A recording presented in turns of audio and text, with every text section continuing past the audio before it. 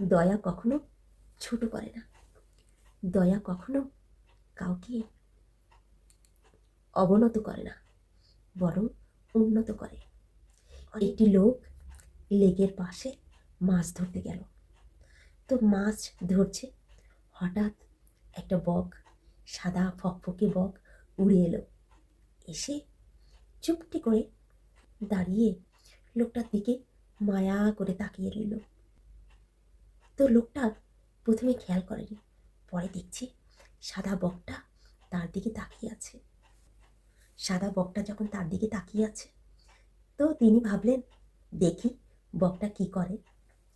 লোকটি কিন্তু অনেক মাছ ধরেছে, মাছগুলো পাশে খাঁচায় আছে। বকটা তো ইচ্ছা করলেই ওই খাঁচা থেকে মাছগুলো কিন্তু নিতে পারতো, কিন্তু জানো তো বকটা যে কি মিষ্টি দেখতে এবং খুবই ভালো, তাই সে খাঁচার ভিতর থেকে মাছ না নিয়ে ওই লোকটার দিকে তাকিয়ে রইল মায়া করে।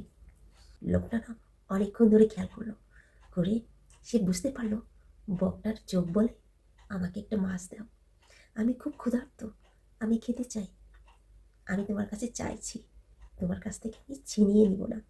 লোকটা তখন কি করলো জানো, বকটার চোখের দিকে তাকিয়ে দেখলো হ্যাঁ সত্যিই সে অনেক বিনয় করে মাছটা চাচ্ছে, সে ক্ষুধার্ত। তখন সে একটা মাছ দিল, খাঁচা থেকে একটা মাছ তুলে তাকে দিল। ওমা, বকটা যে কি খুশি, নিয়ে এরকম মুখ উঁচু করে মাছটা খেয়ে নিল। মাছটা খেয়ে নির্বিঘ্নে সে উড়ে চলে গেল। কি মজার ঘটনা না? ঘটনাটা হয়েছে আমি দেখেছি ফেসবুকের একটা ভিডিওতে। বকটাকে দেখি কি যে মায়া লাগছিল, সাদা ফকফকে মাছ এইভাবে তাকিয়ে আছে। তো আসলে কি জানো এই গল্পটা কেন বললাম?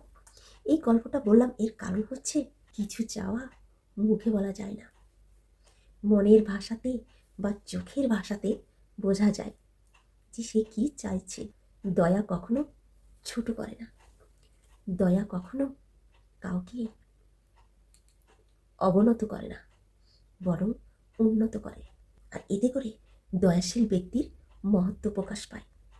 তাই দয়া এমন একটি ধর্ম, এমন একটি মহৎ গুণ, যার মাধ্যমে তুমি কিন্তু অনেক বেশি প্রশংসার পাত্র হতে পারো।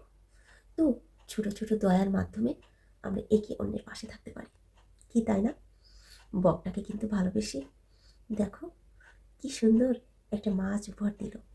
আর বকটাও কিন্তু খুবই বিনয়ী ছিল, আর বিনয়ী মনোভাবের কারণে কি পেল, সে একটা মাছ উপহার পেল। গল্পটা কেমন লাগলো? Bye bye.